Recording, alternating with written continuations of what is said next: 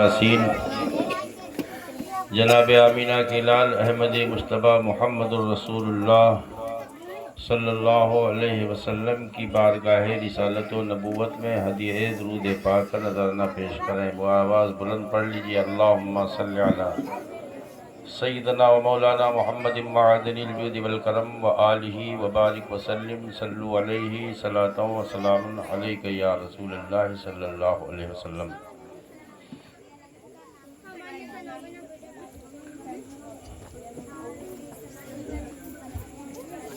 خطبہ مسنونہ کے بعد میں نے قرآن عظیم کی بہت مختصر آیت مبارکہ تلاوت کرنے کا شرف حاصل کیا ہے۔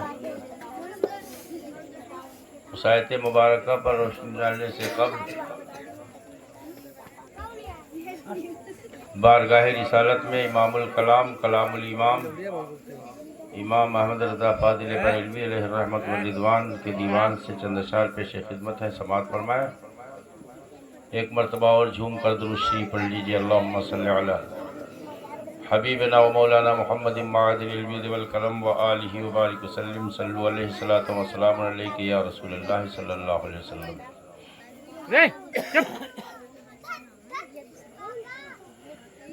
لم یاتی نذیرک فی نظر، لم یاتی نذیرک فی نظر، مثل تو نشد پیدا جانا، لم یاتی نذیرک فی نظر، مثل تو نشد پیدا جانا، جگ راج کو تاج آقا، جگ راج کو تاج ترے سر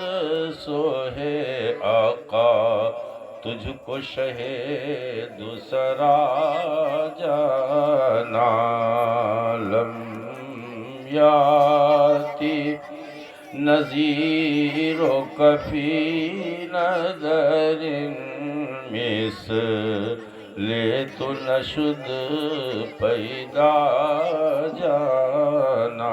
اور شیخ سماعت فرمائیں، جناب حافظ محمد اسلم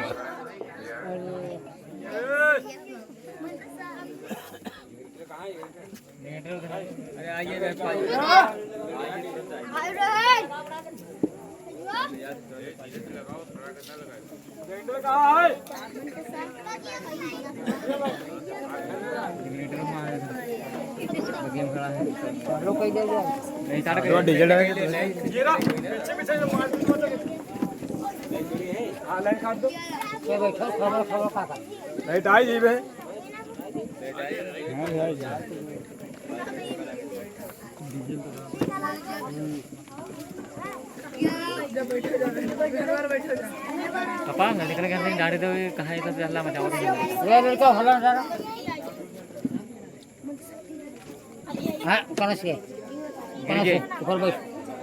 ऊपर जाके। Ya baik itu.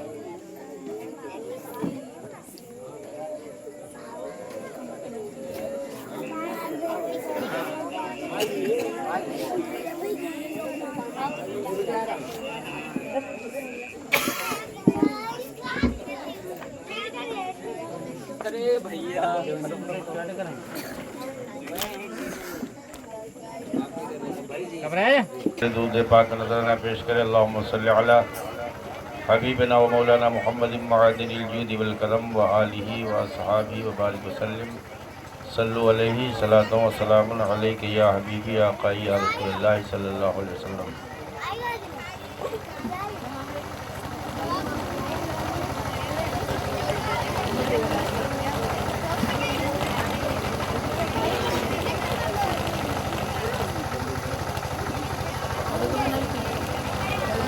ایک مرتبہ اور باواز بند رشی پڑھ لیجیے اللہم صلی علی سیدنا مولانا محمد وعلی آل سیدنا مولانا مبارک وسلم صلو علیہ الصلوۃ والسلام علیک یا رسول اللہ لم یاتی نذیر کفی نظر لم یاتی نذیر کفی نظر مثل تو نشد پیدا جانا مثل تو نشد پیدا جانا جگ راج کو تاج ترے سر سوہے آقا جگ راج کو تاج ترے سر سوہے تجھ کو شہ دوسرا جانا لم یاتی نذیر کفی نظر مثل تو نشد پیدا جانا اور شیخ سماعت فرمائے آگے آؤ آگے البحر علا والموج تغا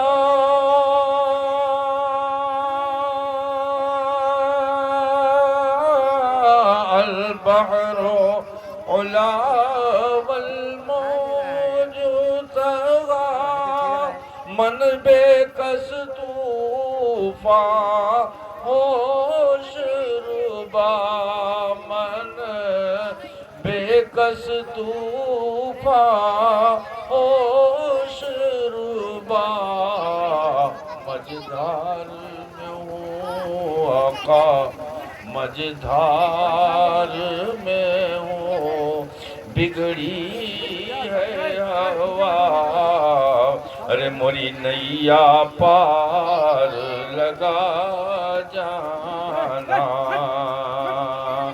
لم یاتی نذیر کفی نظر مثل تو نشد پیدا جانا لک بدر فی الوجہ الاجمل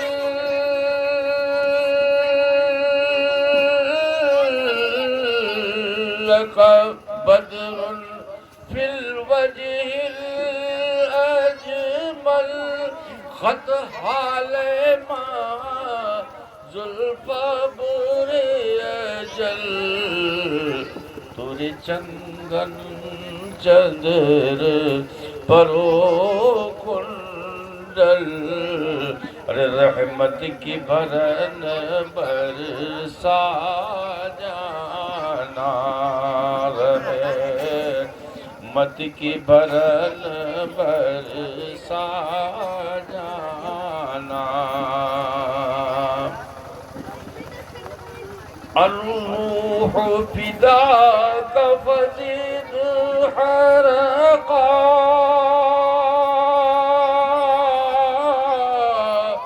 الروح فداک فزد حرقا یک شعلہ دیگر برزن عشقا آگے بیٹھو چلے آگے سب پھونک دیا مورا تن من دھن سب پھونک دیا یہ جان بھی پیارے جلا جانا سبحان اللہ بے شک جان بھی پیارے جلا جانا جگ راج کو تاج ترے سر سوہے آقا تجھ کو شہ دوسرا جانا نقطہ سماعت فرمائیں. بس خامہ خام نوائی رضا، بس خامہ خام نوائی رضا، نئے طرز میری نئے رنگ میرا، نئے طرز میری نئے رنگ میرا، ارشاد احبانا دیکھتا، ارشاد احبانا دیکھتا، اور ناچار اس راہ پڑا جانا، لم یاد نظیر و کبھی نظر مثل تو نشد پیدا جانا، جگراج کو تاج ترے سر سوہے آقا، تجھ کو شہد سرا جانا. آپ ذرا بارگاہ رسالت میں حضور درود پاک کا نظارہ پیش کریں. اللہم صلی علی سیدنا مولانا محمد وعلی آل سیدنا مولانا محمد بارک وسلم.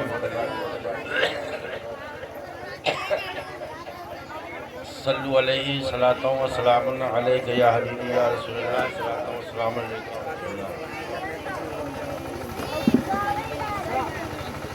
ماشاءاللہ میں اکیلا ہی چلا تھا جانب منزل، مگر لوگ ساتھ آتے گئے اور کارواں بنتا ہے. دیکھیے جو ہے بڑی بڑی ہستیاں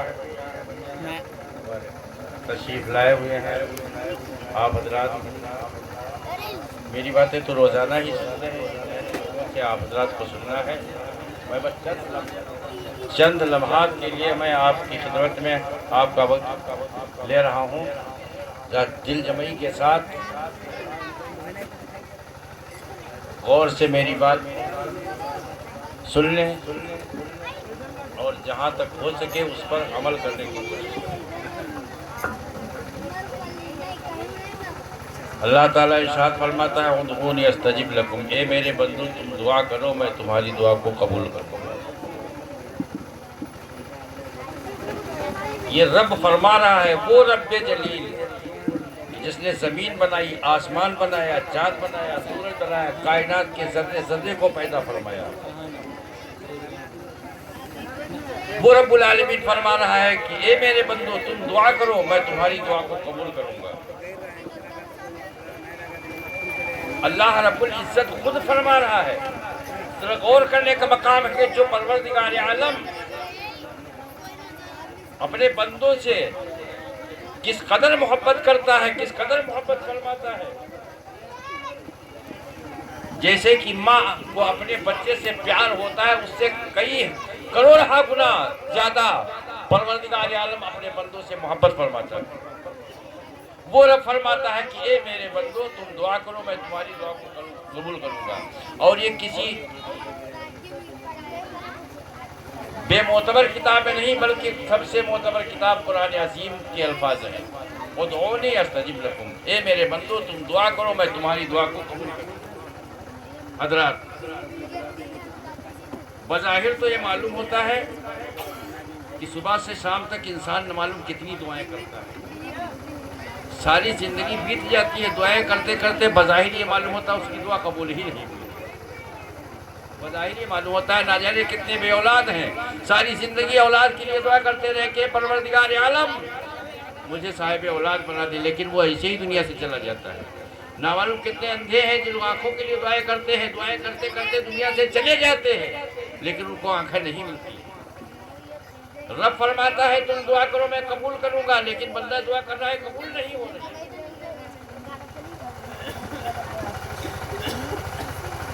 سب سے زیادہ غور فکر کرنے کی بات یہ ہے کہ رب فرما رہا ہے کہ تم دعا کرو میں قبول کروں گا، اور بندہ دعا کر رہا ہے قبول نہیں ہو رہی.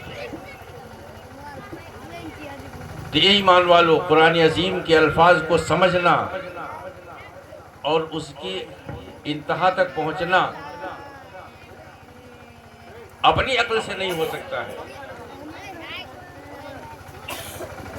جب پیغمبر اسلام جناب آمینہ کے لال احمد مصطفیٰ محمد الرسول اللہ صلی اللہ علیہ وآلہ وسلم کی بارگاہ میں عرض کریں گے، اللہ کے محبوب، اللہ فرما رہا ہے تم دعا کرو میں قبول کروں گا، میں دعا کر رہا ہوں قبول نہیں ہو رہی ہے، وجہ کیا ہے؟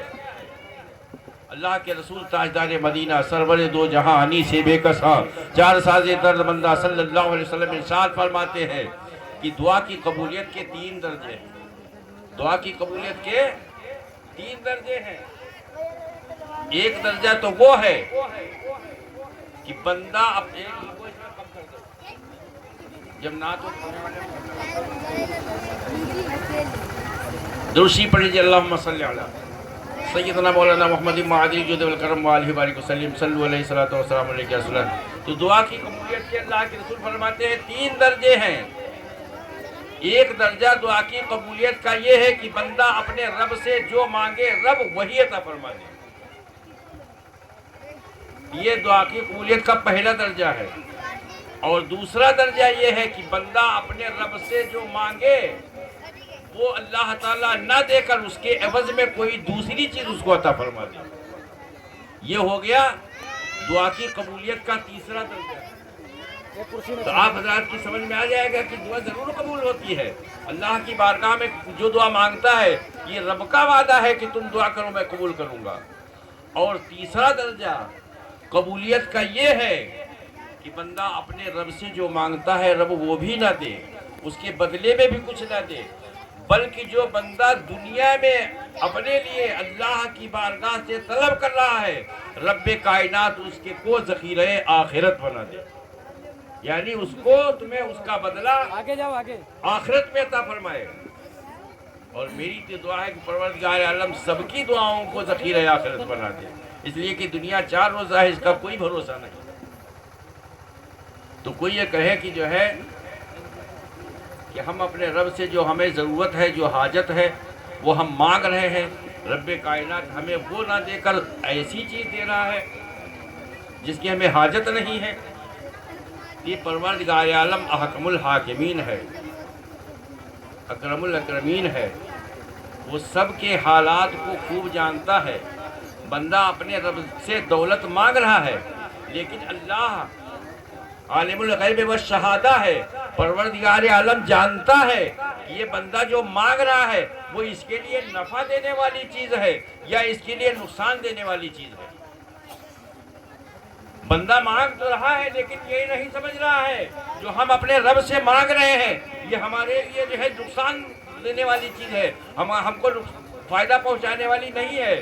تو رب کائنات کو اپنے بندے سے محبت ہے، محبت کی بنا پر وہ چیز نہ دے کر اس کے عوض میں کوئی دوسری چیز عطا فرما دیتا ہے۔ جیسے کہ مثال کے طور پر یوں سمجھ لیجئے کہ ایک ماں کی گود میں کوئی کہے گا کہ یہ تو ہماری دعا کی قبولیت میں جو ہمیں ضرورت تھی وہ ہم نے مانگا وہ ہم کو ملے نہیں۔